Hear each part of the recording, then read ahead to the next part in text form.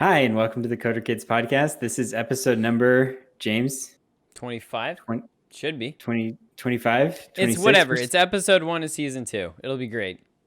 Episode 1, season 2. That's what James is calling it. Anyway, we're happy to be here. We have a special guest on today. James, give us a quick update. What's going on with you? Yeah, my little boy is like walking all around the house with his walker. He's just now to the point of taking a step, so we're really psyched about that. That's basically it. My update this week, I've been working on something very exciting, an SEO audit. So I've been trying to improve the Coder Kids webpage with SEO audit stuff. And it's actually, I find it to be very entertaining. So that's my update. But we have a great interview with Jeff Gobel coming up. And I know James does the introduction for that. But we are going to go ahead and kick it over to that because it's a good one and a long one. All right, ready? There we go. Welcome to the interview portion of the Coder Kids podcast. On the program today, we do have a guest with us. Besides Jeff Ward, we have another Jeff. We've been shopping at the Jeff store, and we found another one of them. And so this is Jeff from YNAB. I met him briefly. My wife also works for YNAB, so there's a bit of a connection there. YNAB is a company called, it's an acronym for You Need a Budget, which is both a true statement and the name of a company. So it's kind of a cool thing.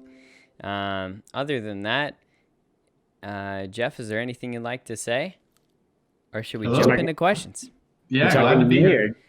Okay, Yeah, I think we're gonna go Mr. Gobel and then Jeff. I think that's how we're gonna break it up. So All right, from now on, Mr. Gobel. So first things first, Mr. Gobel, you've had a long career. You've been doing this for a while now, and from what I can tell, you like your gig at YNAB. What's the? Can you take us to the beginning? I can give it a try. Okay. Been doing this for 40 years. So Okay. I started when I was about 17 in 1981. And computers weren't very common back then. But my family ran a little coffee shop restaurant, and they bought a computer system for the back office to accounting, etc. And so I started playing around with it. Just at first they were having me do a little bit of data entry. And I go, this thing's fascinating. What is going on here? So I remember distinctly, like back in second grade, a buddy and I tried to write out all the integers to 1,000,000. I think we got to about 8,000 and our hands gave out and just forgot it. And I remember like the very first little program I wrote was a little for loop on that office computer in 1981. And it printed out all the integers to it in 1,000,000, like, I don't know, in a couple of minutes. And I thought, oh my goodness. And it was this epiphany, like, this thing is so fascinating. I can't believe what it can do. And ever since then, I've just been addicted to everything about computing and software. So did you study computer science in college? And then like, what did that look like back then? Because I mean, I know that talking to a lot of older people, they're like, yeah, I got my start in Fortran or something like that. I mean, what does the evolution of your programming look like? Yeah, let's see. So I was a music major when I went to college, but I only went for a couple of semesters until I decided I really was drawn to software development. I couldn't believe that they paid people to do software development. So I didn't study formally in college computer software development programming. I took maybe one course at a community college. And yeah, it was even the colleges then didn't have very much in the way of computing resources unless you went to a really, big university. So it was hard to get computer time in the labs, and it was one of these where it was like a shared system. And we were just past the punch card days almost back in on the university side of things. So you did a lot of work on pencil and paper, and then you went in and had your time in the lab and work it out.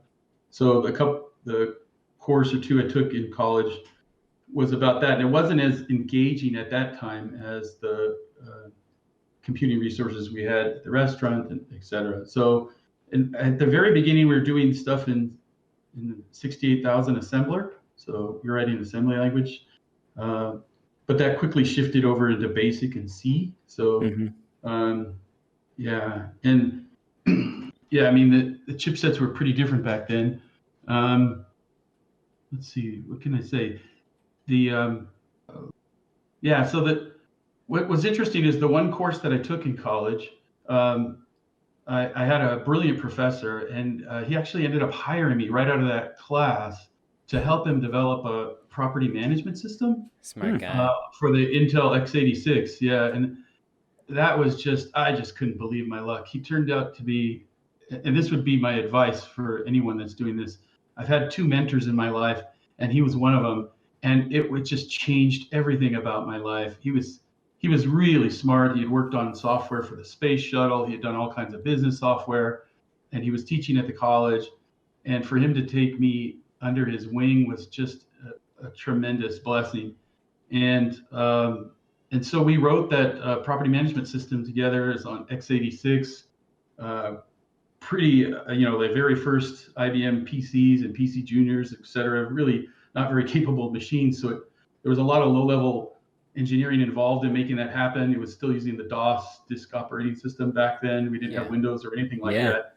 So it's just, but it was great because you had to do everything from the ground up, from polling for keystrokes to every single aspect of putting graphics on the display. Was we weren't really using libraries or frameworks or anything like that, and so it was a really good education, and we ended up being lifelong friends. And yeah, it was just great. I mean, he was curious and brilliant, and we'd wait for the next issue of Scientific American and just plow through it. We just talked about everything, not just computing, but everything tech and everything science. And for me, that was my start, really, right there. So one computer class, and then finding someone that kind of channels you a bit, and I just can't be more grateful.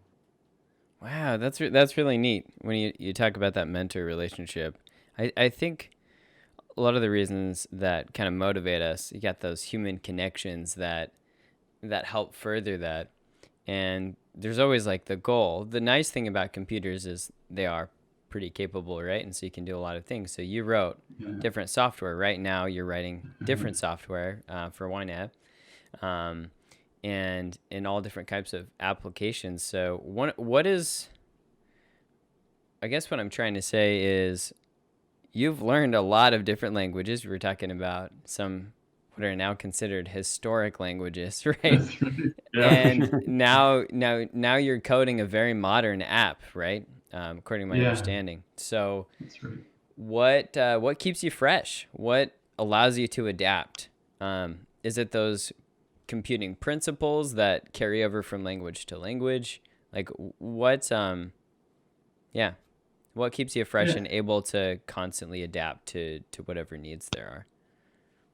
Yeah, I mean, that's a good question. I think the language we're using, the framework, the operating system, that's changed for me at least a dozen times in my career.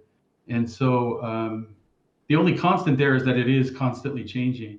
And I think the one thing that's true today is that it seems like the pace of change, the rate of change itself has accelerated. So there's an explosion of languages available. There's an explosion of frameworks. If you're doing web development, there's a massive amount of infrastructure to choose from and different approaches. And so I think you constantly have to keep that initial curiosity that kind of drives you, and be open to constantly learning, and not get mired by being closed off into one particular area that you really, really like, or and yet just be constantly experimenting and willing to try different things. And because you had whatever sparked you to learn this in the first place, if you carry that with you, it'll serve you in your career, because the next project's going to have different requirements, different circumstances, different device you're targeting, and so you're always going to have to be learning. And so I don't know if it was something I sought out per se, to keep fresh, but it's just like a necessity, a requirement of being a developer these days is that everything's changed. I mean, just in my career here at YNAB, which has been 8 years almost to the day, we've changed languages.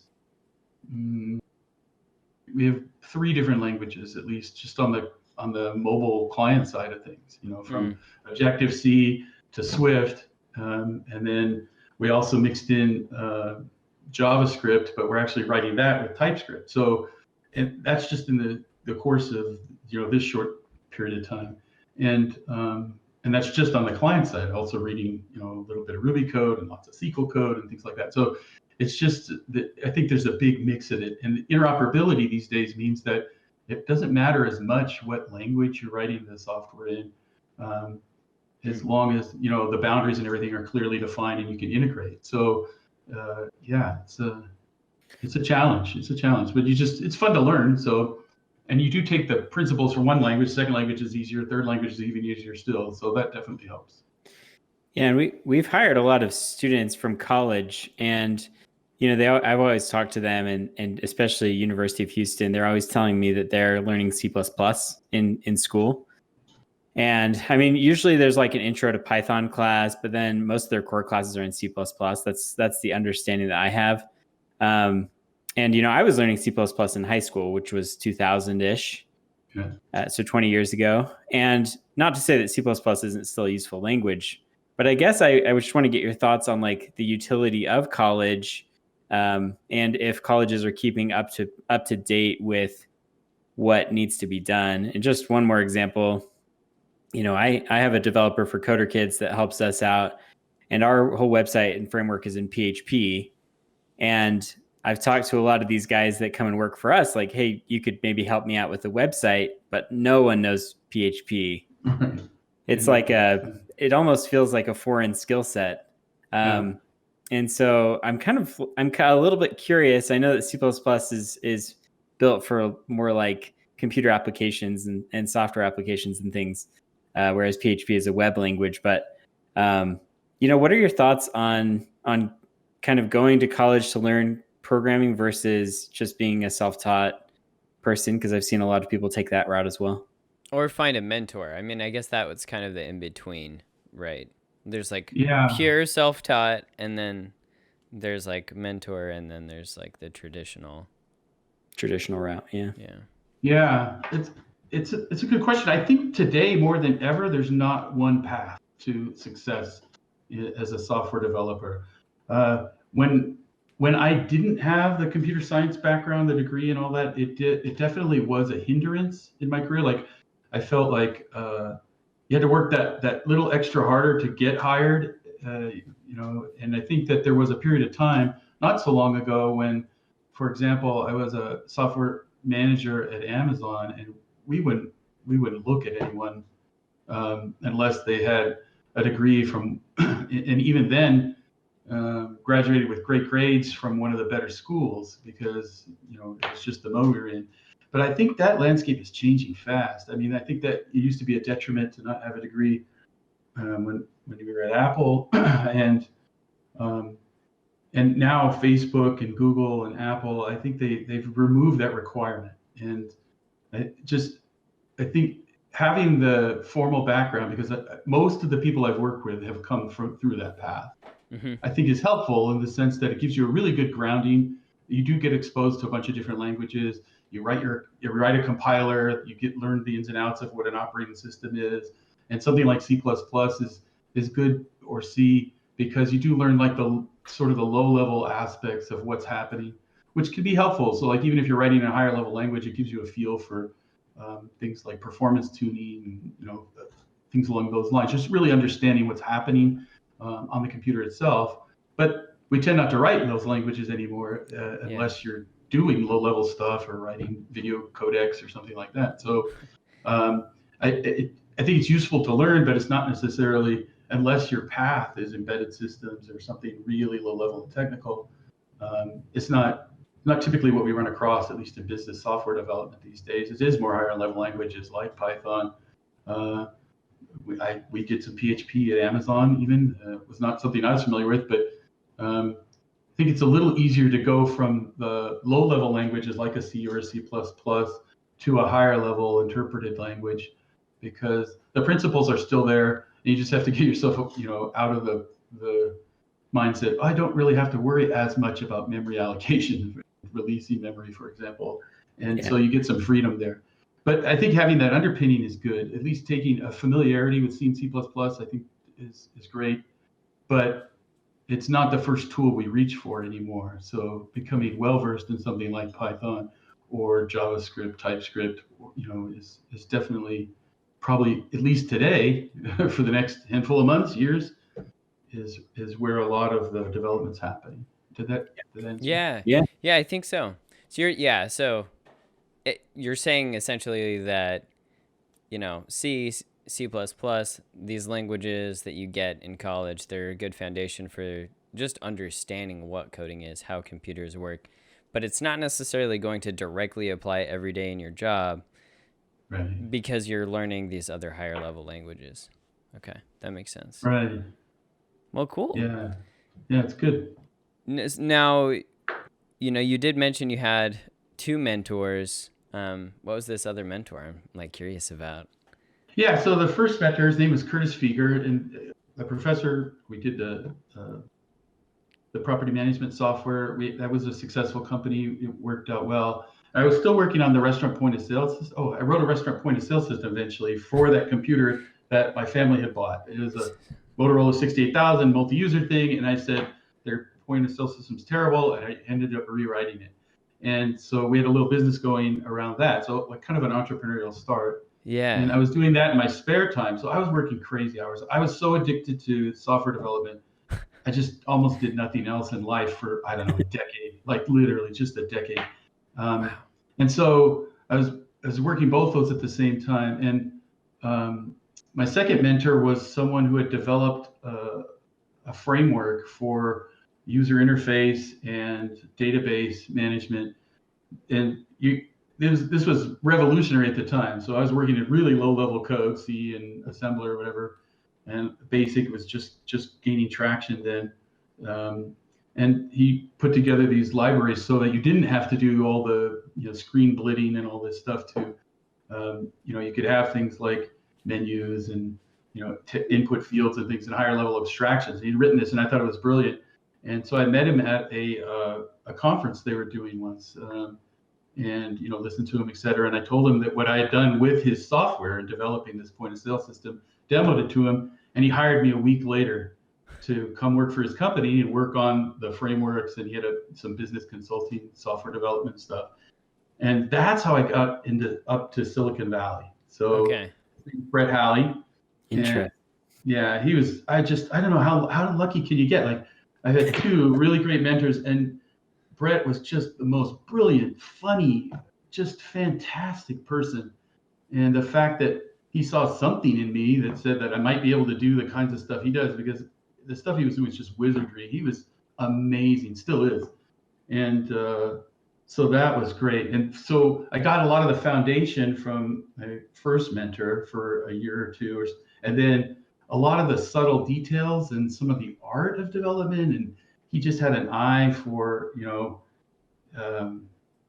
what not to do is just as important as what you do, and how to organize things so they make sense and are reusable. And it's just so many principles. Like before there was the design patterns and the books about that, he was teaching me about that sort of thing just from his own discovery and what worked and what didn't work. And he was incredibly prolific. So I ended up working for him and his company for a couple of years. And then he ended up moving to Apple and eventually finished the rest of his career at Apple and became senior manager there and director, et cetera. And so I followed him to Apple not long thereafter. Slightly different group, but so it was completely changed my life. So it took me to Silicon Valley, taught me everything I needed to know, and then was my inspiration to apply, to even think I could apply at Apple and get hired. And that was great. So in lieu of some of the formal training, I got a lot of hands-on training that way. Yeah, very much boots on the ground. For sure. Take me through your company journey. When were you at Apple? When were you designing these point of sale system? You don't have to give exact numbers. I'm just so curious. Yeah, it was in the '80s that I did the property management system and the point of sale system, and then went to work for uh, Brett, the Second Mentors company up in Silicon Valley, and then we moved to Apple in about '92. Okay. So it was the John Scully era. Yeah.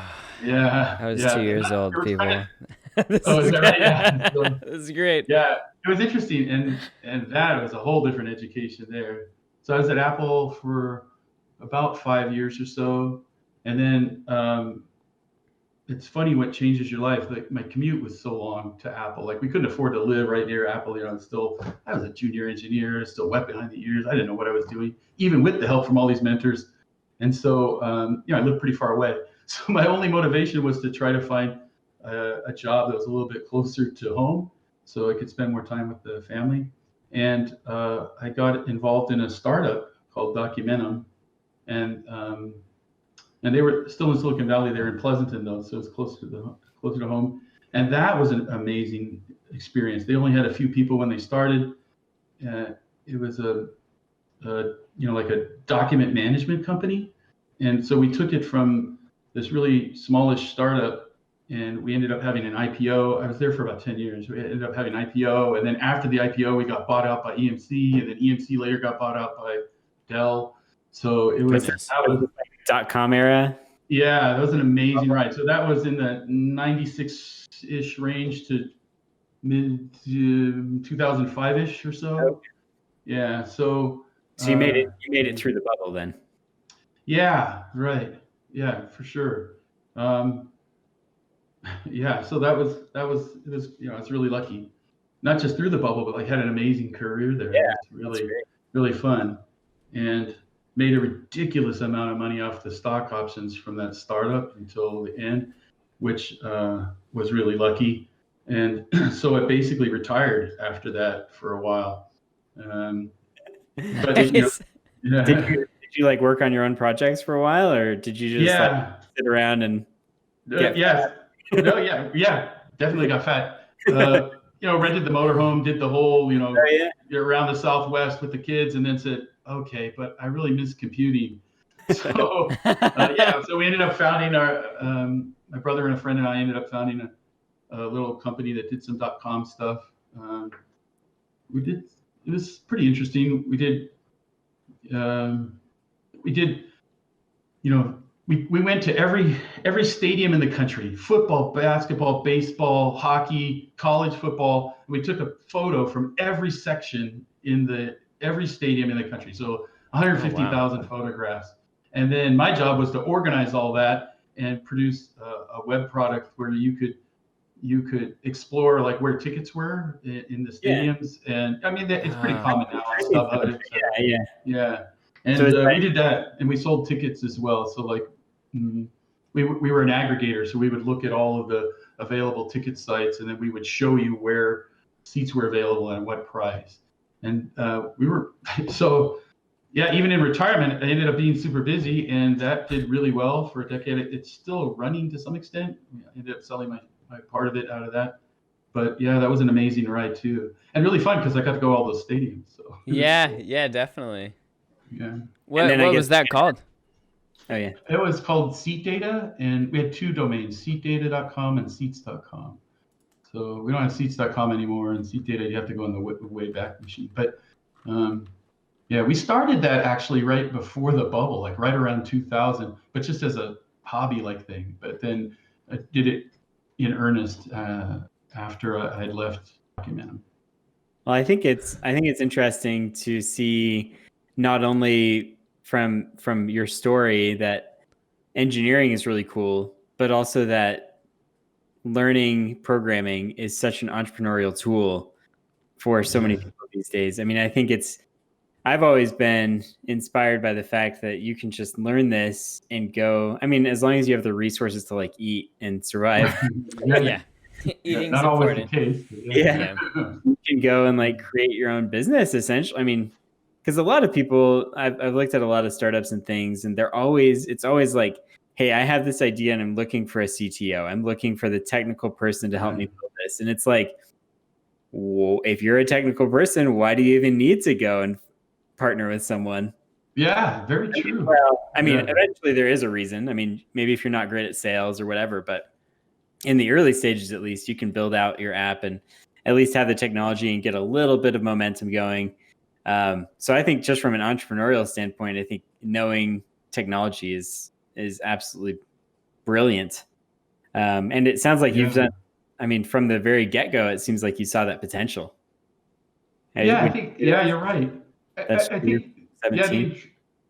yeah, sorry, I cut you off there. I think what's true is that it gives you the ability to create anything, right? So you can be creating that in the context of a more traditional job where you have a lot of people that help you decide what it is you're building. And you can build whatever that comes to your mind, like especially if you just have a kind of a well-versed base in technology. So, I mean, at the point when we did the website for this ticketing, et cetera, I didn't know the first thing about web development, nothing. And so, but you have, kind of that background. And so you just say, hey, I can figure this out. I'm going to do this. And it gives you the freedom to do that. And I've seen it's tricky to help in the early stages to pay someone to do it with you. They don't necessarily have the same kind of investment. I mean, Yeah. And it costs a lot of money and you don't necessarily get the results. Like you have to have the passion for, I've got this vision. I want to create it. I want to make it happen. And, we were self-funded. I guess it'd be different if you could, get some venture capital. But yeah, it is really nice to be able to, even just the beginning phases, like you just put some stuff together, you go, there's something to that. Maybe I could build something around this. And yeah, so it's definitely helpful. Now myself, I needed help on the sales and marketing side. So which is why I brought in some people to help. And I don't think I've ever been on anything that I've just done purely myself. It's always in combination with other people. And so that's just one of the realizations for me is that I don't have the complete picture, but I do bring some aspect of it, the technical side. And so that's great. And if you can find the right people to partner up with, then it's a really rewarding experience. That's great. Another thought that I had was, even if you're like a novice at coding, right? So even if you're a parent listening to this and you really have no idea what we're talking about and we're getting in pretty deep, but you're like still listening because we're fun to listen to. Great. Learn Scratch, get on Scratch, do a bunch of projects, learn some basics. And even if you don't know how to do quote unquote real coding, you still know the kinds of things that you can do. And so like, yes. That I think that's what's nice is it unlocks more things. Like when for instance, I'll use film as an example. We have a YouTube 101 class, and the instructor who was teaching it, I had to substitute for him for a day. And so I went into his notes and I read about it, and then I didn't understand his notes, so then I went and talked to him, and he explained stuff to me, and I did some research, and I learned all about different camera angles. And I think I'd reviewed this stuff in school, like at one point when I was like half awake as a high schooler. But now I had to teach this stuff and I really had to learn it. And so now when I'm watching movies, I'm thinking, well, what angle are they shooting from, right? And what's the lighting like? And what's the color grading? And what's the sound design? And are they using that godforsaken like sound when some, what's it called? When some just crony like dies and they get thrown off a building and there's that like really corny scream. Do you know what I'm talking about? It's like, you ever heard that? Yeah. You like it's in every Hollywood movie. Somebody has that sound clip, and it takes me out of the film. I hate it. So, and that's just from, nothing. Like I don't know anything about film, and yet just those camera angles, it helps me assess. Well, if I was going to make something, what would I have to make it with? And the more tools that you have, even if you're not good at it. Right? You could theoretically direct something and ask the person shooting like, oh, hey, like, what do you think would be a good angle here? Because there's such thing as angles. And so in a similar way with coding, if you know what a for loop is, which is essentially a function that always either checks for a certain variable to trigger a certain action or whatever, then it just allows you a greater understanding of what's possible. So. Well, and we've talked about this in terms of like music or language. Like once you understand the piano, how you understand other instruments, once you have dabbled in French, maybe you can understand a little bit of Spanish. It's amazing how much those things just kind of build off of each other. And same thing with coding as well. Like you're saying, maybe you go to school and you learn C++, but the ability to learn a web language is just down the street, because it's all based in logic. It's all based in problem solving, and all based in kind of that creative venture as well. So yeah, absolutely. So I did want to like get back to your story. So, here you were in the back of a restaurant and you discovered coding, and then you have several mentors that take you to Silicon Valley. Is it Silicon Valley or Silicon Valley? What's your pronunciation? You live there. Silicon Valley. There you go. Jeff's got it. Silicon. Okay. So now you're at Apple. You had a lot of fun at Apple that you didn't want to drive as far. So then so then you had a great career at another company. Right. You mentioned Amazon briefly. So how do you get there? What did that look like? So when I came out of retirement, after we'd done our entrepreneurial thing for a long time, and it kind of run its course, and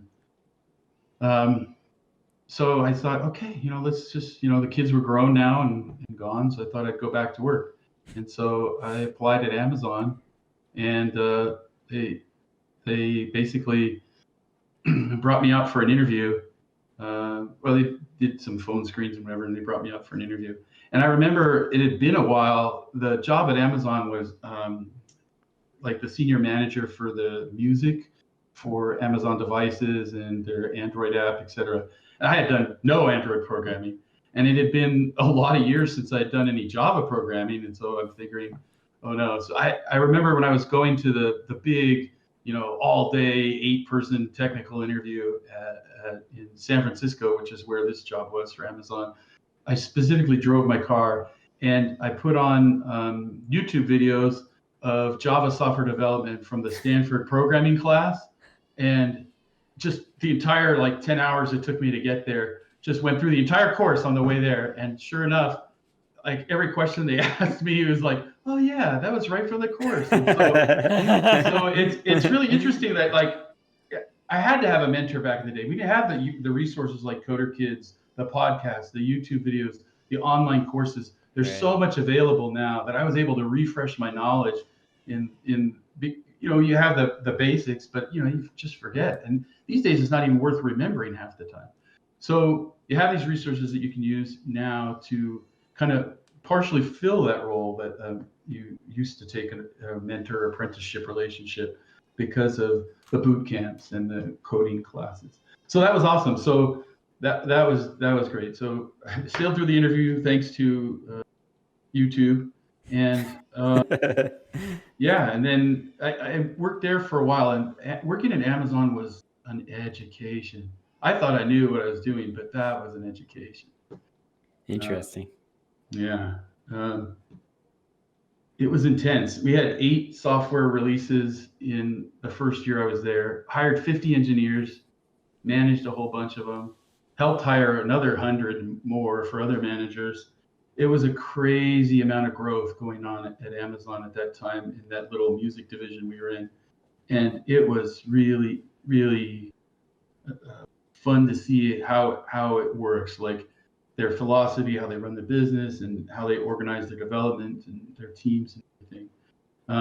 I didn't stay there long because doing that much work in that short amount of time meant that I was working 100-hour weeks for, 14 months on end. Oh. It was just insane. Yeah, I've heard that it's quite the grind at Amazon. That's what my product manager friends tell me too. So yeah, I would not trade it for the world. They were good to me, and you're putting in the hours not because they say put in 100 hours, but just because there's so much interesting work that has to get done, and what the consequences are, and the Kindle device is gonna ship, before Christmas, no matter what you do. So there's these hard walls, and so you put in a lot of hours, but which was not so great necessarily for my weight, my health, and all that stuff, or my family relationships, but was another growth spurt in terms of learning, at scale how things operate and what it's like to build a team quickly and be part of a team that has to deliver. And it was a tremendous experience. So I decided, though. I'm sorry. Go ahead. Oh, I was just going to say, I know that there's a lot of YNAB aficionados out there who I'm sure would love to hear your story about how you ended up landing at YNAB, right, and what it's been like to work there for 8 years. So I'm sure we're getting to that part in the story. Yeah, And I guess, did you move back to the Bay Area for the Amazon job, or was that remote? I did. Yeah. Oh, okay. During the entrepreneurial phase, we moved to Las Vegas just because why not? You can live anywhere if you have your own company. And then, so I had to move back to San Francisco for the Amazon phase. And the Amazon phase motivated me to look for a company that valued work-life balance. Oh man, that's what I was going to ask actually, was like, how did you finally achieve this balance? Yeah. And so that's what I was looking for. Like, I love the technical aspect and the challenging aspect of it, but it was not the right environment for me at my age and my point in my career to keep doing that for years and years. So I knew that. So so it was a bit of a fluke. So I applied to You Need a Budget. I wasn't one of their customers, although most people that end up working for YNAB were customers or found it that way. I just thought that the way that they wrote the job description, it looked like, that sounds like a company that's kind of got it together. And I really liked that sort of small company feel. And, I had just come from this massive, like the, biggest company. Yeah. Basically one of the biggest. Yeah. Yeah. So, and even the other companies, so Apple and Documentum eventually got to 1,000 people. It was just, so I like that small, intimate kind of feel because you get to do a lot and things move quickly, and I enjoy that. So it just sounded like YNAB was perfect. They had like 8 people at the time, I think, full-time people. Yeah, that's what you said.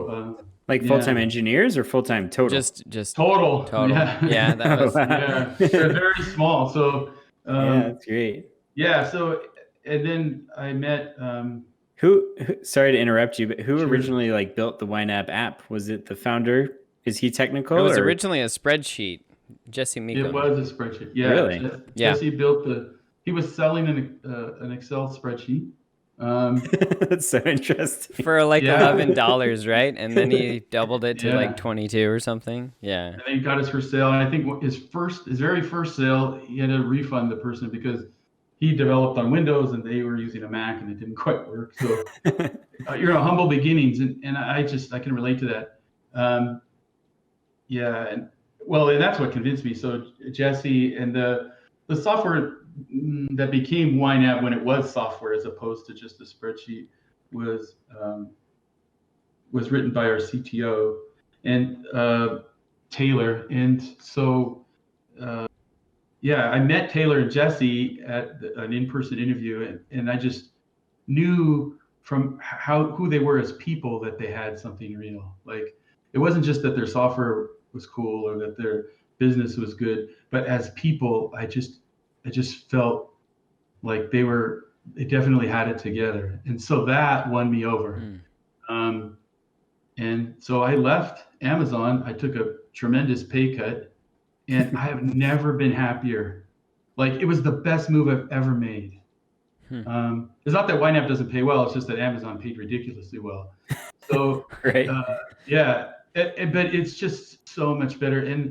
And I think the reasons there touch on some soft things that we don't often talk about in software development careers. But it's not just the work-life balance, but what I really love about the company is that they genuinely try to be a force for good. They have some core values, and a lot of companies have these, but at YNAB they truly live it, right? And so that's just so interesting. They really value people who are genuine.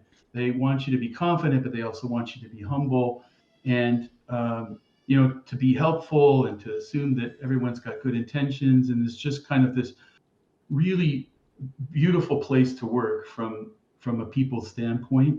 and in terms of how everybody respects one another, and so that's just something that you don't always think about when you're applying for a job, but it turned out to be the thing that made all the difference for me. So like I've never been happier at a software development position, never. And so hopefully they'll let me work here until I'm dead.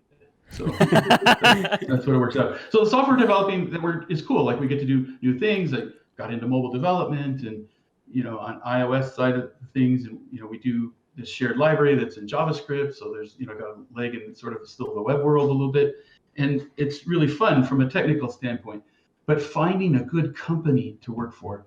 So maybe that's what all the effort before was, and the hundreds of hours and the mentorships and the learning was just so that I could find a company that really suited me, and to be with people that I think feel similarly. It just feels like so lucky. Like I have no idea how I ended up here, but I'm really grateful. Well, that's super awesome.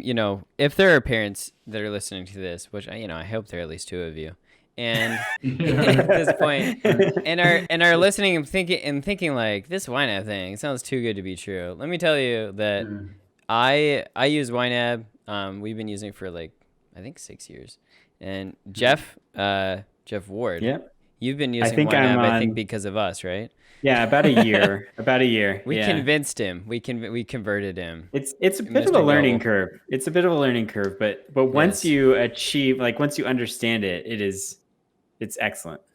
And I think it's the best product out there for it, for sure. Well, yeah, so definitely big plug for YNAB. This is not a sponsored episode, people. But if they want to sponsor it, just let us know. Jesse, if you're listening, man, which I'm gonna send this direct to you anyway. And I've had the chance to shake Jesse's hand and look at him, and Laura I think was on his podcast, which he has, and we could probably put in the show notes as well. But just he's insanely authentic, man. And he's ripped too. He's like a bodybuilder. So he's not like who you'd think of as like a guy going around selling spreadsheets. But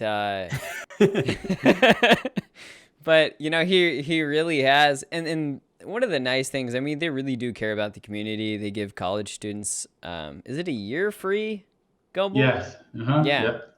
So it's a lot of people do like this whole month free thing. That doesn't work in the budgeting world because like your first month is like you don't know anything about budgeting, like it's practice, and so they like to help college students who probably need it more than anyone else. That's a great idea.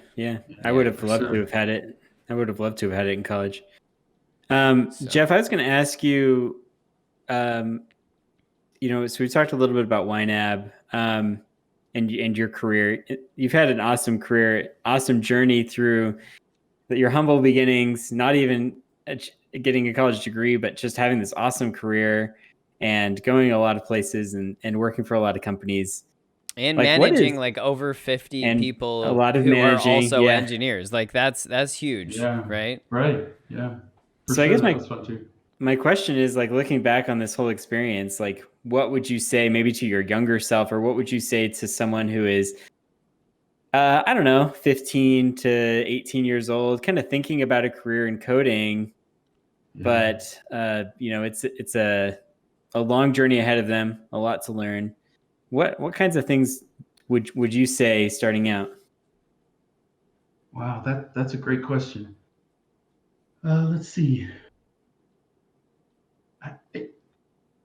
One thing that some people talk about, they didn't have a name for it or at least I wasn't aware of it back when I started. But I think throughout my entire career and to this day, I suffer from a really bad case of imposter syndrome. So, and so I would say that don't let that hold you back. And imposter syndrome is, where you just feel like, you don't feel quite good enough for the position you're taking on. And so like I was a college dropout. I didn't have any formal computer training. I had no degree, no certificates, nothing. I was poor at math in school, all of these things. Yet here I was, working at Apple with the cream of the crop, accomplished engineers with advanced degrees from the best universities in the world. and you're working elbow to elbow with these people. I think it's really easy in those environments to feel like maybe you're not good enough, or to have these doubts about your capabilities and your skills. And if I could go back and tell myself something, I would say that you're never going to not have that feeling, but it's okay to have it. Just embrace it. And in some ways it's helpful because it drove me to work really hard to try to be at their level and adequate and continue to learn.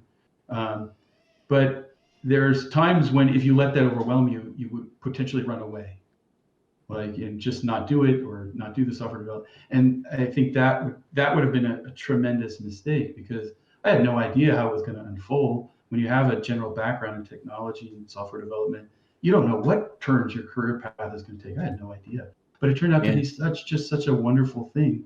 And I would have missed out on that if I had let the imposter syndrome overwhelm me.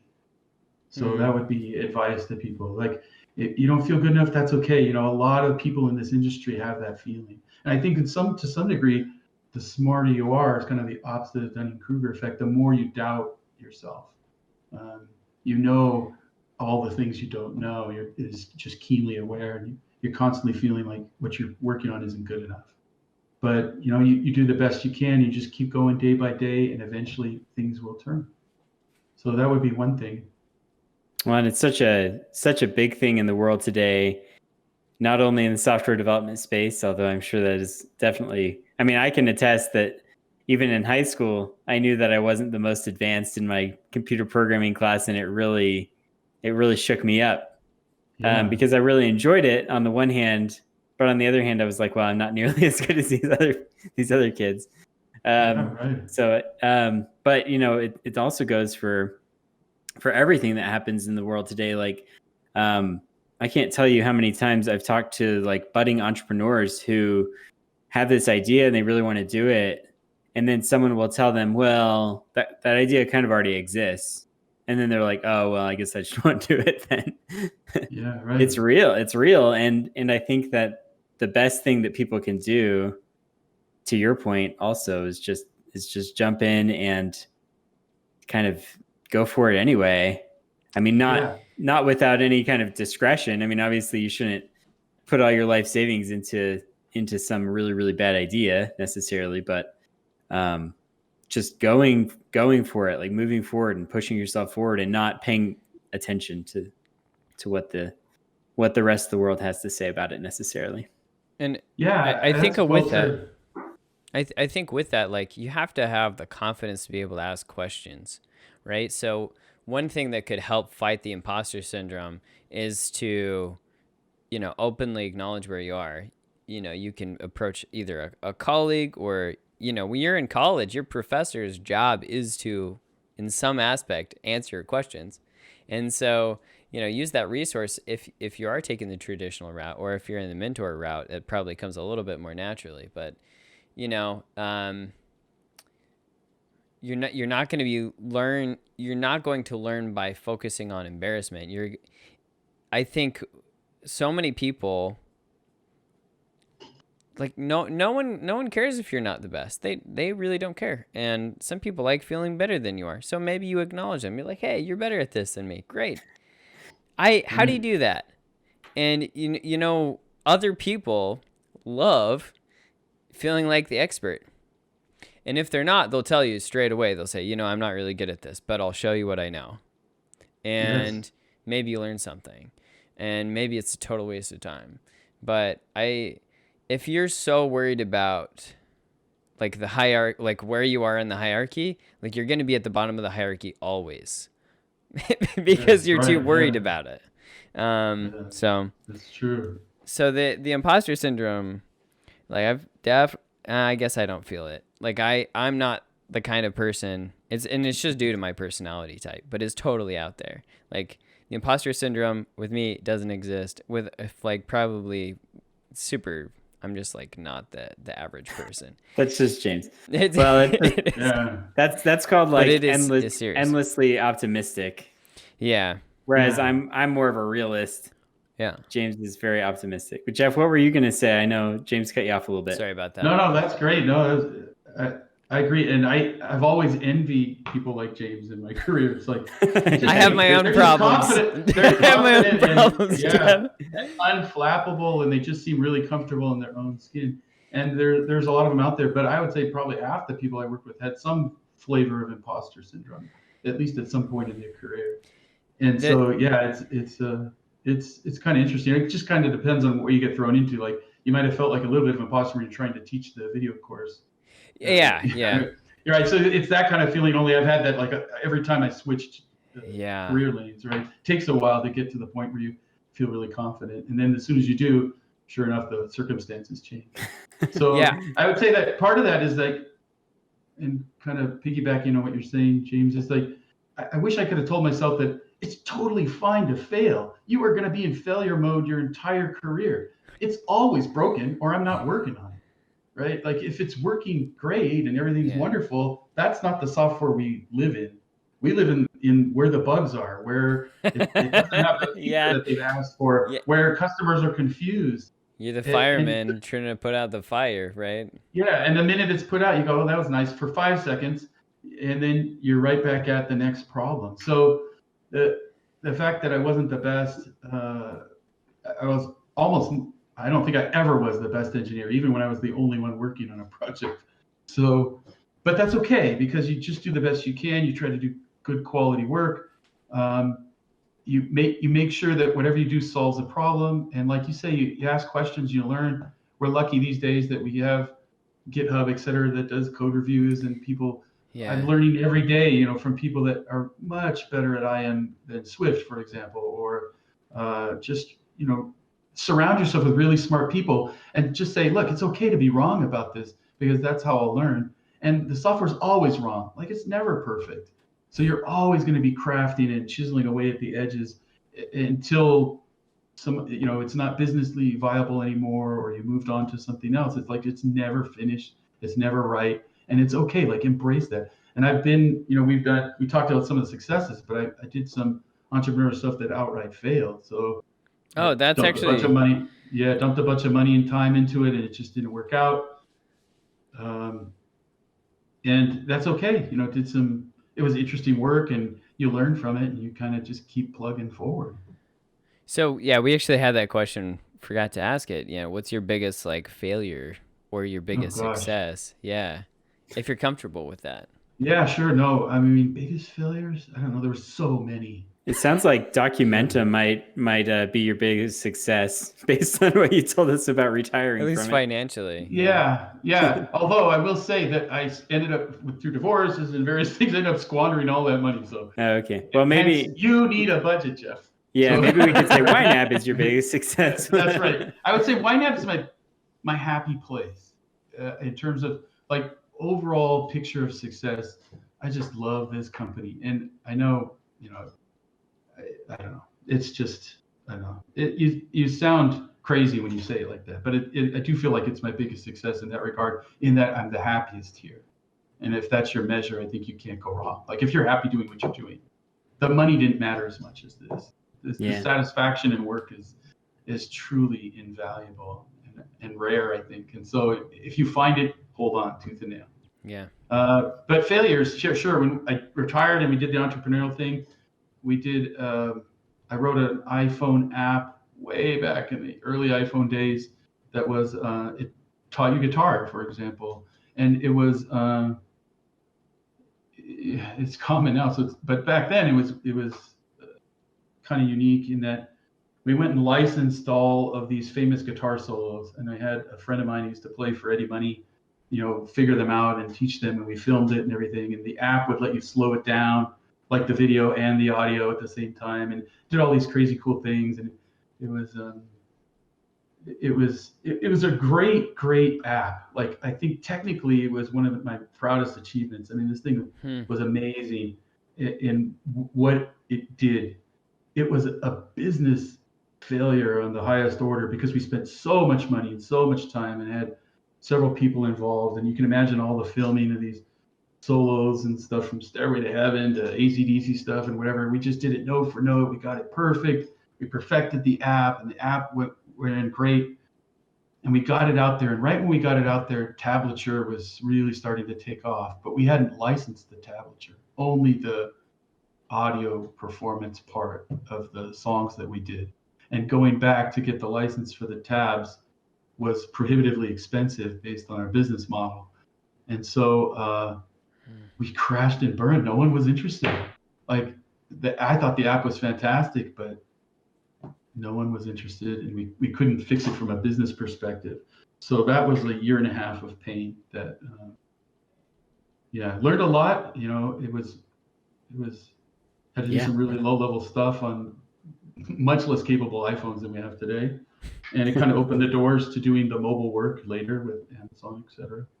But that was not fun in terms of the outcome, but the process was still invaluable. Yeah. And lessons learned from an entrepreneurial standpoint.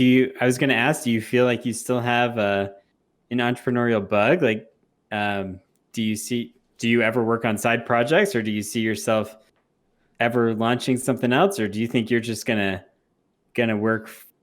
You've had enough. I'm not trying to like pressure you to do something. Right, sure. I guess I'm just wondering, because you've done so much stuff. I mean, I can totally relate if you're just like, look, I've found a happy spot now. I'm really happy with what I'm doing, the flexibility that they offer. I totally understand that. I'm just curious because you've been such an entrepreneur through your career. I'm wondering if there's something else that you have up your sleeve. Yeah, I appreciate the question. I don't feel the itch right now, but you know what? You just never know. Like one day an idea is going to hit, and you're going to say, I have to build that. Right. I keep that possibility open, but I do think that at YNAB, and with the mix of technologies we're using, with the product that we have, with the team that we have, there's enough challenge that I don't feel like I never feel like I'm not learning or growing. And I think if you were in a job where you felt like, this is just the same thing every day, day in, day out, I would probably feel the tug towards side projects more than I do. But I think after the whole Amazon experience and everything, I just cherish the balance. And so for so much of my career, I worked too many hours, honestly. So I don't feel that tug anymore. I like spending time with the family and that sort of thing. And I value that. And so, but if lightning strikes and the idea comes, never say never. You never know where you're going to hit. Yeah. And knowing that you can do it if you want to is nice. But. Yeah. So I had a question, like, what do you do for hobbies? What do you do for fun, right? We get I think we firmly got the idea of what Jeff work is like, right? Jeff Gobel's work. Right. So what's the other half of the equation? Do you play video games? Do you do puzzles? Do you do that YNAB puzzle that they sent out? That was fun. Sounds like you play guitar. Yeah, a little bit. Yeah. Play guitar, a little bit of piano. I got a drum kit not too long ago, so you just beat on things, get some impression out when you're stuck at home all these months. So that's fun. We have electric bikes. We love to do that now. We go riding all the time. Play tennis constantly. So that's fun, and we love to travel. So that's kind of where it is today. Yeah. Well, I'm sure this time of year in Vegas is pretty nice. It's gorgeous. Yeah, it really is. Fantastic. And I think when the younger self used to do all kinds of crazy stuff. So we had the jet skis and the boats and the motocross and all that stuff. But you have to kind of rein it back in order to keep yourself physically together. Your hips in place. Get a little older. It's like, look back on that and it's like, could have died on that jump, but that's okay. So. Yeah. Wow. But Jeff, it's been awesome getting to know you a little bit. Thanks for taking the time with us. Yeah, thank you for having me. It's an honor. Is there anything that you'd like to say, or a question that we should have asked that we didn't ask that you'd like to answer? I would say that's a gotcha question. That is a gotcha question? I don't know. I have one more point I think I would make to aspiring engineers. That the technical side have to have it. It's kind of like a baseline. But what will take you the farthest is the soft skills. It's the ability to work on a team It's the being able to work well with other people. And so don't discount that side of things, because I think that's what's carried me through. Like, I was never the best engineer, but I was a good engineer in the sense that I felt like I could work well with the people around me and kind of help. We all as a team were good enough to develop the product. So I think there's a lot there. You have to be thoughtful about how you communicate with people, try to be helpful, and develop those relationships. And it's not easy. It takes a little bit of intent nowadays, especially if you're working in a remote scenario. You don't get to hang out at the water cooler, go to lunch and things like that. Yeah. But that would be my advice, is that yes, learn all the technical side, but definitely pay attention to just trying to be really helpful in the environment, understand what they're after, what they want from you, and try to deliver that in spades to the best of your ability, and it'll take you a long way. Love it. That's awesome. All right, I think that's going to be the episode title. Jeff Gobel goes a long way. I think You're kind. Thank you. Yeah. All We right. could spend another hour on all the failures, but we'll do that another time. We'll do like Jeff Episode Gobel 2. part 2. All right. Yeah. Thank you so Thanks, much Jeff. for being on the podcast. It was an absolute pleasure, and it's really nice to see from someone who's had more experience than I have years on this earth. So just fantastic. I definitely appreciate it. All right. Thank you very much. Signing Good out. to talk to you.